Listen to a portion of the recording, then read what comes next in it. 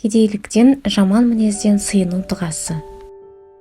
Мағынасы: Я Алла, менің дінімді дұрыс, үйімді кең, ризығымды берекелі қылғайсын. Уа Алла, қатыгездіктен, бейқамдықтан, қорлықтан және кедейліктен өзіне сыйынып пана сұраймын.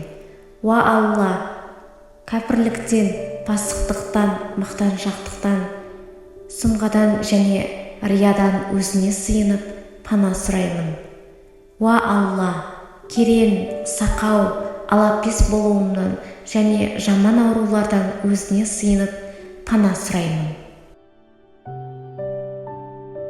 Арнадағы дұғалар сіздерге пайдалы болса, тіркеліп, лайк басып көп адамның көруіне себепші болыңыз. Алла разы болсын.